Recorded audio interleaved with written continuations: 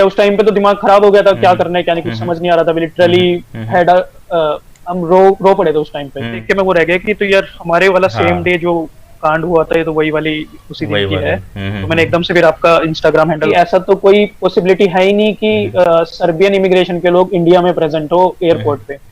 तो हम उन पे बरस पड़े कि सर ऐसे कैसे हो सकता है कि हमने तो फ्लाइट आपसे बुक करी है, तो you should be liable for this. अब उन्होंने यही बोले जा रहे थे कि आप सर्बियन एम्बेसी में जाओ, उनसे रिटर्न में लेके आओ, क्योंकि आजकल क्या हो रहा है कि सब लोग वहां से सर्बिया जाते हैं और वो डोंकी मार के चले जाते हैं और एक वापस। Qatar Airways, right. तो उसमें अभी मेरे साथ जुड़े हैं रोबिन भाई, इनका नाम है रोबिन बंसल जी। तो ये भी वो सेम उस फ्लाइट में ही इनके साथ भी सेम मिस हैपनिंग हो गई। तो ये भी मेरी वीडियो देख के ही आए हैं। तो अभी मेरे साथ रोबिन बंसल जी जुड़े हैं, ये खुद अपना एक्सपीरियंस शेयर करेंगे उस दिन हुआ क्या था। एक दो बंदे के कमेंट भी आए हैं उसमें कि यार ये फेक है, ये ऐसे है, ये वैसे है। तो रोबिन भाई आप अपना एक्सपीरियंस शेयर करिए कि उस दिन एक्चुअल में हुआ क्या था, हाँ जी। क्योंकि कई लोग सोचते हैं कि हाँ यार ये कोई फेक वीडियो है ऐसे कुछ। तो आप वहाँ पे थे और नहीं, हाँ आज जी सर। आज ही मेरी आपसे बात हुई है इसके रिगार्डिंग। मैं तो आप पूरा एक बार हम्म, बताइए लोगों को कि क्या हम्म। पूरा सिनेरियो था। सर मेरी 9 सितंबर की 3:25 पे कतर एयरवेज की फ्लाइट थी। ठीक है। तो पिछले कुछ 1.5 महीने से 2 महीने से हम इसी चीज की प्रिपरेशन कर रहे थे, मतलब इस पे हर रोज 2-3 घंटे कहाँ जाना है किस तरीके से तो जितना भी हमने सुना था, हमने यही सुना था बाकी यूट्यूब वीडियोस से कि सर्बिया इमिग्रेशन में बहुत सारे क्वेश्चन पूछते हैं, ये डॉक्यूमेंट्स होने चाहिए, बिल्कुल और बिल्कुल बिल्कुल। तुम्हें कि आजकल लोग मोस्टली डिपोर्ट भी हो रहे जो हैं, ये भी भी हो रहे जो हैं भी तो डॉक्यूमेंट्स आपने वीडियोस में देखे थे सब ऑलमोस्ट आपके पास रेडी थे।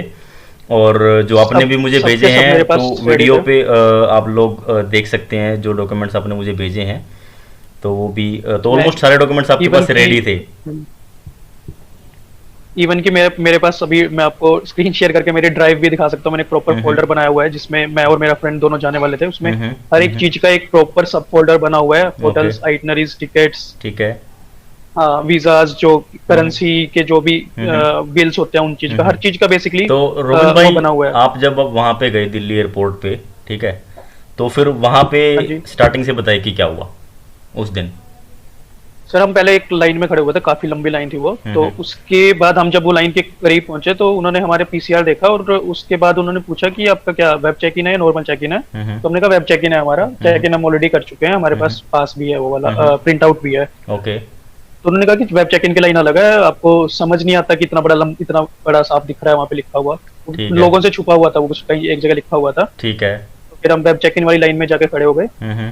तो वहां पे हम अराउंड 1 घंटा खड़े रहे, वहां से कुछ कोई बंदा हिल ही नहीं रहा था वहां से, मतलब 5-7 लोग ही थे हम उस लाइन में। हम्म लो, लेकिन कोई हिल ही नहीं रहा था काफी देर से, 1 घंटे से। और हमारे पीछे एक कतर एयरवेज का ही कैबिन क्रू वाला बंदा था। हम्म। तो हमने बेसिकली वही हमने उनसे पूछा कि मतलब कितने टाइम से कुछ चल ही नहीं रहा, क्या हो रहा है, क्या नहीं हो रहा। हाँ। तो वो जो कि हमें बाद में लास्ट में समझ आया कि कुछ लोग आगे पहले से जिनको मना किया हुआ है वो बहस करने लगे हुए हैं किस बात पे किस बात पे नहीं। तो हमें आइडिया नहीं था कि ये सब सर्बिया के लिए ही हो रहा है, सभी सर्बिया वाले जो जाने वाले लोग हैं उनको बोल रहे हैं। हम्म। तो फिर थोड़ा सा आगे पहुंचे, फिर हमारे साथ में जो वो 2 बंदे थे जिनकी आपने ऑडियो भी रिकॉर्ड करके डाली हुई है यूट्यूब पे, हाँ तो आपने आज वही देखी है, से हमने बात की। तो राइट। उन्होंने कहा, हमने उनसे देखी थी, और मैंने एकदम से देख के मैं वो रह गया कि तो यार हमारे वाला सेम हाँ डे जो कांड हुआ था, ये तो वही वाली उसी दिन वही की वाले। है। तो मैंने एकदम से फिर आपका इंस्टाग्राम हैंडल उस पर डाला हुआ था, मैंने आपको ठीक रीच है। किया। ठीक है। तो उसके बाद क्या हुआ फिर। हाँ, तो उसके बाद फिर मैंने उन 2 लड़कों से पूछा कि क्या हुआ, किस लिए मना कर रहे हैं, क्या हुआ। वो कहता कि ये इमिग्रेशन वाले हैं, और ये मना कर रहे हैं कि कुछ भी ऐसे ही बोल रहे हैं बिना रीजन के कि आपका जो इस पे पास, उसने मेरे को पासपोर्ट भी दिखाया, रेड कलर की उसकी स्टैम्प थी कोई मलेशिया की। हम्म ये ये लोग बोल रहे हैं कि ये फेक है। तो मैंने उसको बोला कि भाई फेक फेक क्यों होगी, अगर तू गया हुआ है तो तू बाकी की प्रूफ्स दिखा देना उसको, सही तेरे बात है। पास प्रूफ्स तो ऑनलाइन पड़े होंगे। बिल्कुल तो कहता है बिल्कुल। ये सुनने को तैयार ही नहीं है ये। फिर मेरे को लगा कि ये लोग अच्छे से समझा नहीं पा रहे दोनों, ठीक जब है। हमारी बारी आएगी तो हम देखते हैं कि हमसे क्या वो पूछते हैं क्या नहीं। हम्म तो फिर हमारी बारी आई तो हम वहाँ पे चेक इन काउंटर पे जाके खड़े हो गए। हम्म उससे पहले मैंने एक कतर एयरवेज का बंदा घूम रहा था, जो कि इमिग्रेशन वालों से लग रहा है। इमिग्रेशन वो नॉन इंडियंस लग रहे थे, कुछ ठीक है। इंडियंस नहीं थे वो ठीक हो है। सकता है कि दोवा साइड के भी हम्म हो सकता है यूरोप साइड के भी हो। हम्म। उनके एक्सेंट से वो यूरोप साइड के लग रहे थे, अब पता नहीं कौन है कौन नहीं। ओके। ठीक है। अब उसके बाद मैंने कतर एयरवेज वाले एक बंदे से पूछा कि ऐसे कैसे ये इमिग्रेशन यहाँ पे कैसे है, तो वो कहते हैं कि वो इमिग्रेशन वाले चेक कर रहे हैं कि जो भी लोग सर्बिया तक जा रहे हैं उनको चेक कर रहे हैं। मैंने कहा ठीक है। तो मैंने कहा कि जो ये जाने नहीं दे रहे क्या सर्बिया के लिए, तो कहते हैं कि नहीं ऐसा कुछ नहीं है, आप जाके चेक इन काउंटर पे अपने डॉक्यूमेंट्स दिखाइए और बात कर कीजिए उनसे। तो हम चेक इन काउंटर पे गए, चेक इन काउंटर पे नॉर्मल जो कतर एयरवेज के जो फ्लाइट जो अटेंडेंट्स बैठे होते हैं उनसे बात की। तो उन्होंने पूछा कहाँ जा रहा हूँ, मैंने कहा सर्बिया टूरिज्म के लिए। हम दो बंदे थे, हम तो उन्होंने बोला ठीक है। तो उसके बाद उसका एकदम से रिएक्शन ऐसा था कि अच्छा सर्बिया टूरिज्म के लिए जा रहे हो, तो फिर उसने अपने जो कतर एयरवेज वाला जो कोई सीनियर था उसको मतलब इशारा किया कि ये सर्बिया वाले इस टाइप से। ओके। तो फिर वो आया बंदा, तो उसने कहा कि अच्छा आप सर्बिया टूरिज्म के लिए जा रहे हैं। मैं कहा। तो उसने मेरे से फिर वो पासपोर्ट मांगा, मैंने पासपोर्ट दिखा दिया, मेरे दोस्त से मांगा, उसने दिखा दिया। फिर उसने जो वो दो इमिग्रेशन वाले जो बोल रहे थे, वो क्लेम कर रहे थे, उनको बुलाया और वहां पे वो आए। तो उन्होंने हमसे पूछा कि अपने अपने पासपोर्ट दिखाओ, हमने पासपोर्ट दिखाए। और फिर हमसे पूछा कि what are you doing in India, as in what's your work in India. तो हमने एक्सप्लेन कर दिया दोनों ने। और उसके बाद कि why are you going to Serbia, तो वी मेंशन कि we are going for tourism. Okay. तो उसने कहा ठीक है। फिर उसने होटल बुकिंग्स देखी ध्यान से, बिल्कुल पता नहीं क्या देख रहा था उसमें वो। तो वो होटल बुकिंग्स उठा के फिर वो ले गया। उसने कहा कि wait here, I am coming. ठीक है। वो जाके एक लास्ट चेक इन काउंटर जहाँ पे वो खाली पड़ा था वहां जाके वो बैठ गया उसके पीछे। और सिविलियन ड्रेसेस में थे, ऐसा उन पे कोई वो भी नहीं था, कोई बैच भी नहीं था, कुछ भी नहीं था। ठीक है। बाकी लोग जितने भी थे कतर एयरवेज सबके सब ड्रेसेस में थे। तो फिर उन्होंने चेक किया, कुछ वो कभी कंप्यूटर में देख रहे हैं, कभी नीचे डॉक्यूमेंट्स की तरफ देख रहे हैं। फिर दोनों आपस में कोई बात कर रहे हैं कुछ। फिर वो एकदम से हमारे पास आए। तो उन्होंने हमें डॉक्यूमेंट्स पकड़ा दिए, कुछ भी नहीं बोला। और वो उल्टा पीछे मुड़ के दूसरी तरफ चले गए। हाँ, मतलब आपको डॉक्यूमेंट्स दे दिए और वापस चले गए बस। पता नहीं चला कि क्योंकि उन दोनों का भी इस तरह से डिनाई किया है। मैंने कहा ऐसे ही चांस लेके देख लेते हैं। तो मैं सीधा चेक इन काउंटर पे गया, मैंने बोला कि हाँ उन्होंने अप्रूव कर दिया है। ठीक है। तो मैं जैसे ही चेक इन काउंटर पे गया तो मेरी जिस बंदे से पहले बात हुई थी, कतर एयरवेज का जो सीनियर रिप्रेजेंटेटिव था, वो एकदम से आया कि सर आप यहाँ कैसे आ गए। तो मैंने कहा कि उन्होंने अप्रूव कर दिया। तो कहता अच्छा अप्रूव कर दिया। फिर उन्होंने बुलाया, उनको पता था कि भाई ये जाने नहीं देंगे, और ये अप्रूव कैसे कर दिया इसने, राइट? ये झूठ बोल रहा है, उनको पहले पता था ये। हाँ राइट। तो उनको पता था कि जाने देंगे। तो फिर उसने वो बंदा है, उसने बोला कि नहीं no they both are rejected. मतलब मैंने उनसे पूछा कि आपसे बिना बात करे डॉक्यूमेंट चेक कर लिए, बिना बात करे आपको डॉक्यूमेंट पकड़ा दिए, वापस दूर चले गए।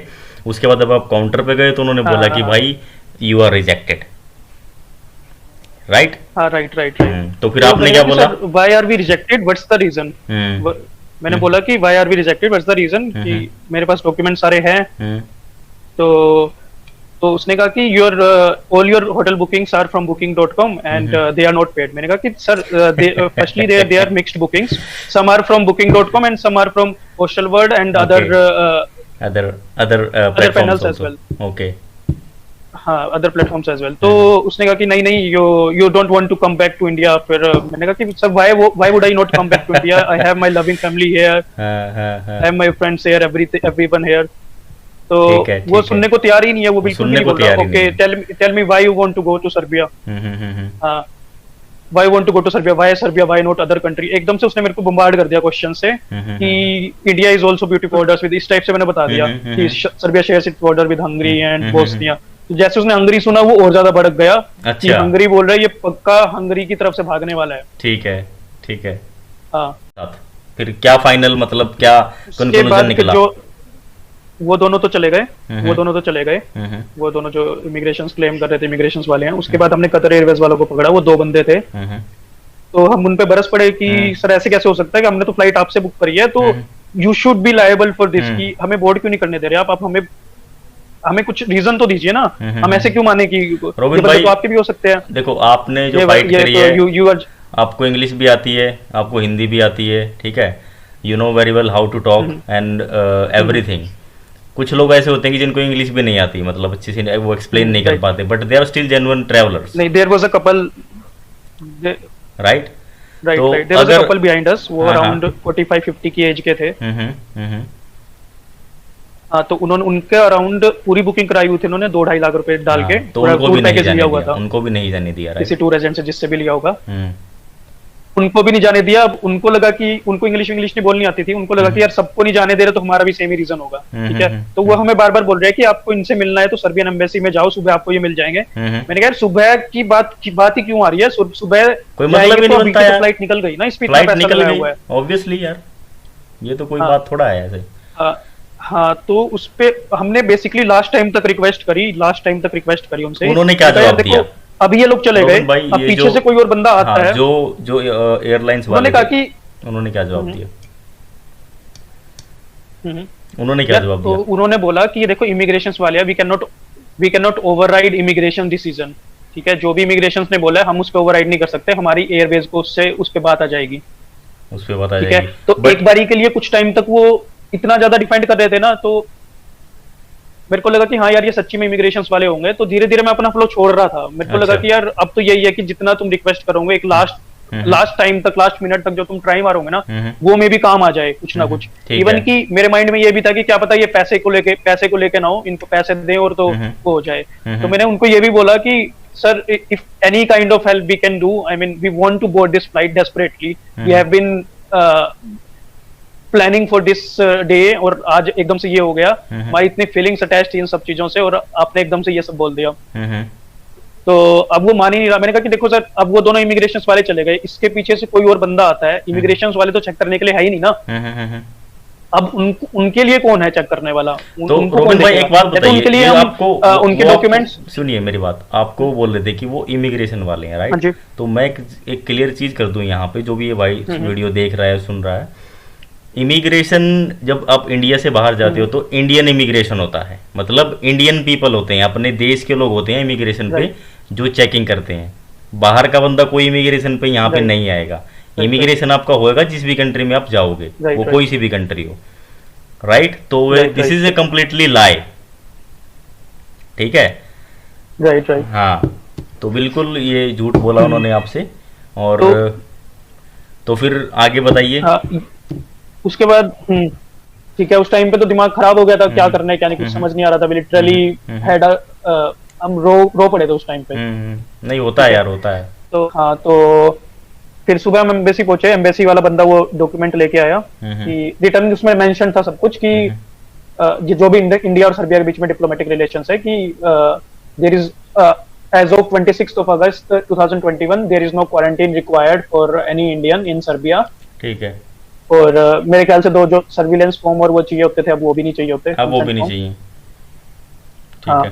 तो और उसके बाद यही था कि नो एयरलाइन और no one can stop you to enter Serbia, only Serbian immigration ठीक हैज द है। Right to do. यहाँ पे एक बात क्लियर हो जाती है भाई कि सर्बिया किसी तरीके की कोई बाउंडेशन नहीं कर रहा बंदों पे, सिर्फ जो जो कर रहे हैं बीच में वो एयरलाइंस वाले कर रहे हैं, सारा जो झोल झाल कर रहे हैं वो सारे एयरलाइंस वाले कर रहे हैं, राइट। तो भाई रोहन भाई, अब ये बताइए कि कतर एयरवेज के साथ आप क्या बोलोगे, मतलब कैसा क्या एक्सपीरियंस था आपका? सर, मैं आपको बता रहा हूँ, कतर एयरवेज के कस्टमर केयर पे मैंने कम से कम भी 50 बार कॉल करने की ट्राई की होगी। 50 में से मेरा 1 या 2 बार या 3 बार मिला होगा, ठीक है। उस 1 या 2 या 3 बार में से उन्होंने 2 बार तो मेरा कॉल काट दिया। एक ने बात सुनी मेरी, उसने बोला कि हम एयरपोर्ट अथॉरिटी को ईमेल कर रहे हैं, और जैसे ईमेल कर देंगे आपको हम बता देंगे ऑन द कॉल इटसेल्फ, ठीक है। और they asked me to hold on, ठीक है। मैंने कहा ठीक है, होल्ड कर लेते हैं। 2 मिनट तक उन्होंने होल्ड पे रखा और उन्होंने कॉल काट दिया मेरा, ठीक है। ठीक है।